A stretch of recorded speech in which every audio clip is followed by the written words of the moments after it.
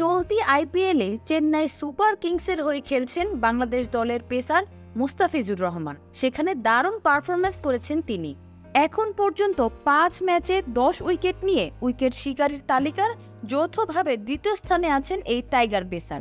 এবার তাকে নিয়ে আচমকা এক মন্তব্য করেছেন বাংলাদেশ ক্রিকেট বোর্ডের অন্যতম শীর্ষ পরিচালক জালাল ইউনুস। বুধবার বিসিবিতে এক সংবাদ সম্মেলনে তিনি বলেন, আইপিএল থেকে মুস্তাফিজের শেখার কিছু নেই।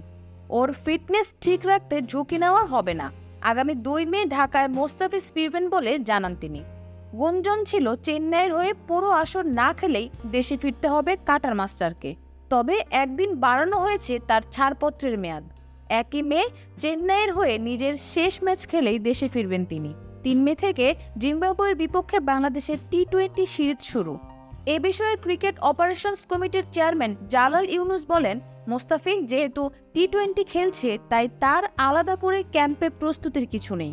ওকে দেওয়া ছুটির মেয়াদ শেষ করেই দেশে ফিরবে। জিম্বাবুয়ের বিপক্ষে ঘরের মাঠে অনুষ্ঠিত হবে 5 ম্যাচের টি-20 সিরিজ। সূচি অনুসারে চট্টগ্রামে হবে প্রথম 3 ম্যাচ, বাকি 2টি ঢাকায় মিরপুর শেরেবাংলা স্টেডিয়ামে। এর আগে বুধবার বিসিবি পরিচালক ও জাতীয় দলের সাবেক অধিনায়ক আকরাম খান বলেছিলেন, মোস্তাফিজুর রহমানের জন্য আসন্ন জিম্বাবুয়ে সিরিজের পরিবর্তে চলমান আইপিএল খেলা চালিয়ে যাওয়াটা বেশি ভালো হবে। তার মতে আইপিএল মঞ্চ মোস্তাফিজের দক্ষতা বাড়াবে। এতে আসন্ন টি-20 বিশ্বকাপে উপকৃত হতে পারে বাংলাদেশ।